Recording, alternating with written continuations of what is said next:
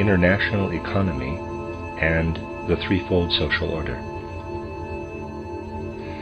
The contradiction that has gradually developed between the self-imposed tasks of nation-states and the tendencies of economic life is one of the most significant facts of recent history. The nation-states have sought to draw the regulation of economic life within their boundaries into the sphere of their responsibilities. Persons or groups of persons who administer economic life seek support for their activities in the power of the state. One state confronts the other, not only as a separate cultural and political realm, but also as a bearer of the economic interests at work within the region. Marxist ideology would like not only to continue these national efforts, but to develop them to the extreme. Using the present national framework, it would like to change private capitalism into a cooperative through socialization of the means of production. Industries within the national framework would be combined into economic organisms wherein methodical production would be organized according to existing needs, and wherein the distribution of the products among the people living in the nation would be managed. Recent developments in economics conflict with this endeavor, however. Economic life tends to evolve into a uniform world economy without considering the given national boundaries. Humanity as a whole is striving to become one single economic community. The nation's positions are such that those living within them are bound together through interests that conflict to a large degree with the economic relationships ready to unfold. Economic life is striving to grow beyond the national structures that evolved under historical conditions that definitely did not conform to the economic interests in all cases. The catastrophe of World War I has revealed the disparity between national structures and the interests of world economy. A large part of the war's causes must be sought in the fact that the nations exploited the economy to augment their power, or in the fact that people involved in economic pursuits sought to promote their own economic interests by means of politics. Individual economies served to disrupt a world economy striving for unity.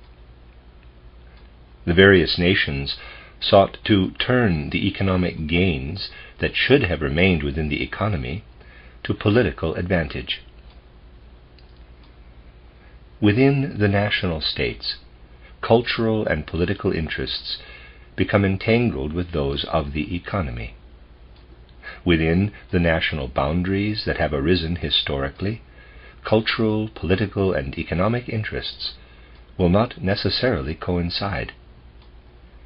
If humanity is to take serious steps toward realizing its justified demands for spiritual freedom, political democracy, and a social economy, one must not think for a minute that the administrations of the cultural and political spheres would be able to regulate economic life as well.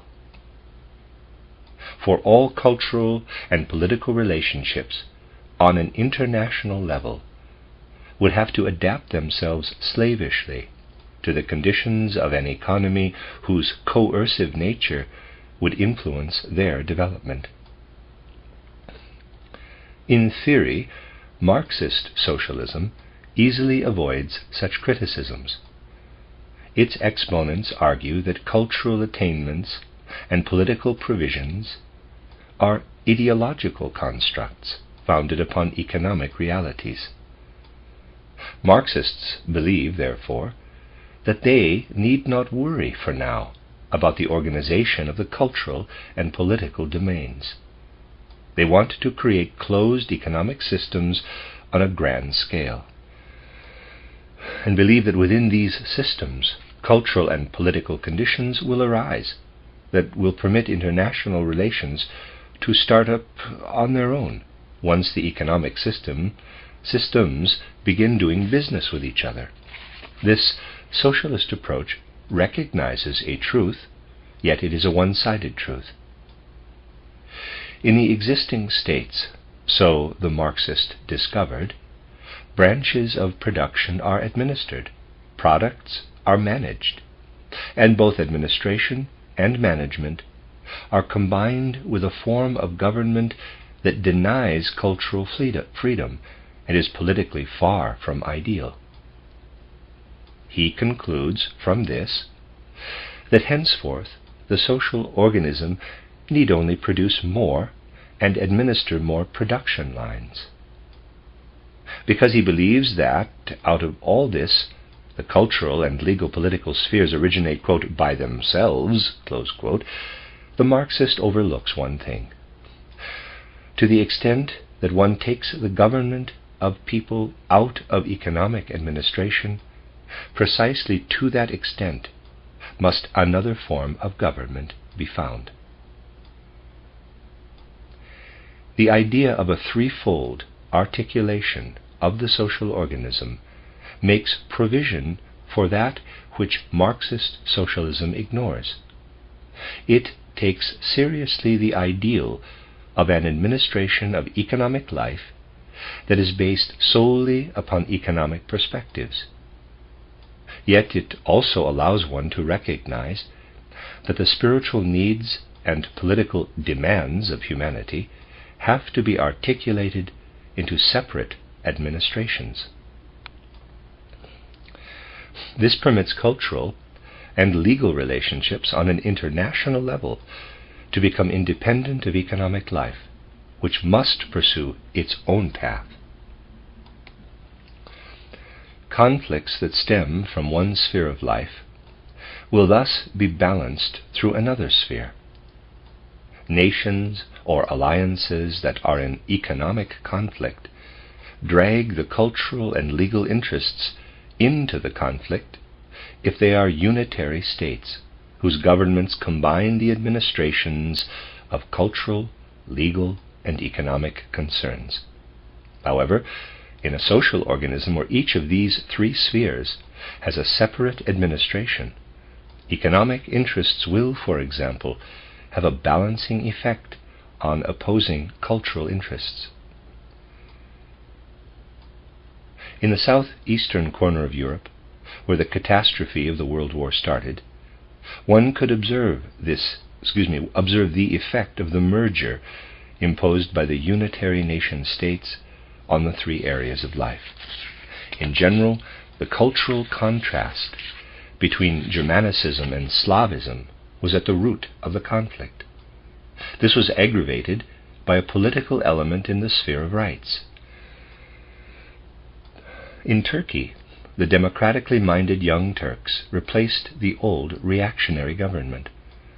As a result of this political realignment, Bosnia and Herzegovina were annexed by Austria, which did not want merely to stand by while the Turkish democracy drew the inhabitants of these lands to its parliamentary system, even though legally both areas belonged to Turkey, despite Austria's occupation going back to the Congress of Berlin. The third element in the conflict related to Austria's economic ambitions. Austria intended to build a railroad from Sarajevo to Mitrovica in order to establish a profitable trade connection with the Aegean Sea. These three elements, then, were important factors leading to war. If railroads were constructed only on economic grounds, they could not contribute to the conflicts that exist between nations. One can see, in the negotiations over the Baghdad problem, also how cultural and political interests prevailed against economic factors.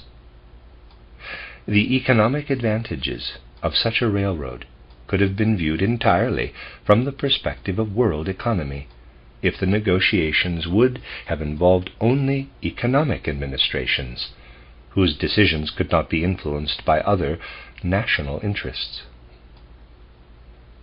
The objection can be made, of course, that in earlier times conflicts also arose between nations through such conflation of economic interests with cultural and political ones. However, this objection should not be raised against the idea of the threefold social order, for this idea is an expression of modern consciousness, for which such catastrophes are unbearable, whereas in earlier ages humanity reacted to them differently. The people of those times, who, unlike today's men and women, did not aspire to cultural freedom, democracy, political and social economy, could not even consider such a social organism that alone takes these aspirations seriously. Just as they instinctively regarded their own social organism as adequate, so they also accepted the international conflicts arising from them as a natural necessity. The expansion of national economies into a unified world economy cannot become a reality unless the economy is separated from cultural life on the one hand and from political and legal life on the other. There are some who are generally sympathetic to the idea of a threefold social order because they understand its justification in the light of present and future needs. Nevertheless, these same people are keeping their distance because they feel that one single state could not even begin to set the wheels in motion toward its realization. They believe the other nations, which have kept their unitary character, would take drastic economic measures to make life impossible for the threefold organism. Such an objection is justified against the development of a state in the Marxist sense, but it is not valid where it concerns the idea of a threefold social order. An economic super-cooperative, forced into the framework of a present-day national government, could not develop economically profitable relations with the private capitalist economies of foreign countries. When centrally administered, economic operations are hampered in their free unfolding, which is required in relationships with foreign countries. Free initiative and speed, so important for decision-making within such relationships, can only be attained when commerce between industry and foreign markets, as well as commerce between foreign industry and domestic markets, is direct and handled solely by those immediately involved. Emphasizing these points, the opponents of centrally controlled economic super-cooperatives are always in the right, even if advocates of the super-systems are willing to grant far-reaching independence to their manager. In practice, for instance, the procurement of raw materials, a process that should involve many managing authorities, would result in business procedures that might not fit with the way in which the demands of foreign countries must be satisfied. Similar difficulties would arise when ordering raw materials from abroad. The threefold social organism would place economic life on its own foundation. Marxist socialism designates the state as the economic organization. The threefold social order frees economic life from the bonds of the state. Therefore, it can consider only those measures that evolve naturally from within the economy itself. However, the economy withers if it is built upon a centrally oriented administration, because regulations and tasks necessary for production must be based on free initiative. This free initiative does not preclude production within the social organism corresponding to consumer needs through socially justified prices, as I have indicated in my previous article. The preservation of free initiative in management is possible only if the leadership is not yoked to a central administration, but rather is permitted to combine into associations. The result of this is that a central administration does not control management operations. Management retains full freedom, and the social orientation of the economic body is based upon agreements between independent management operations. A management responsible for export will be able to act completely out of its own free initiative in its commercial dealings with foreign countries. And domestically, it will maintain relations with those associations that will help the most with the supply of raw materials and the like to satisfy foreign demands. The same will be possible for import management. It will be necessary, however, that in trade with foreign countries, no products will be imported whose production costs or purchase price will impair the population's lifestyle. Nor should relationships with foreign countries cause domestic production branches to be destroyed, because the lower cost of foreign products makes continuation of domestic production unprofitable. Yet all this can be effectively prevented through a system of associations. Should a firm or a trading corporation conduct its business to the detriment of domestic production, they could be prevented from doing so by those respective associations from which they cannot exclude themselves without making their working situation impossible. The necessity can arise, however, that the cost is too high for certain products that must be purchased from abroad for various reasons. Faced with such a necessity, one will need to consider what I wrote in my book, The Threefold Social Order. Quote, "An administration that occupies itself solely with economic processes will be able to bring about adjustments that show themselves within these economic processes to be necessary. Suppose, for instance, a business concern were not in a position to pay its investors the interest on the savings of their labor. Then, if it is a business that is nevertheless recognized as meeting a need, it will be possible to arrange for other industrial concerns to make up the deficiency by the voluntary agreement of everyone concerned." Close quote. In the same way, the excessive cost of a foreign good will be offset through subsidies from concerns whose earnings surpass the need of its workers. In addition to all such preventative steps that a threefold social organism can take to counteract the damage it sustains through commerce with states averse to the threefold idea, it may become necessary to resort to additional measures that are similar to the principle of tariff.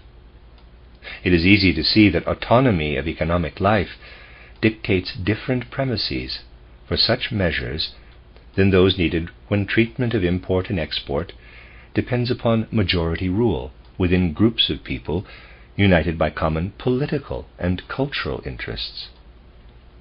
Economic organizations that combine their efforts for practical reasons have as their goal a price structuring that has a social effect.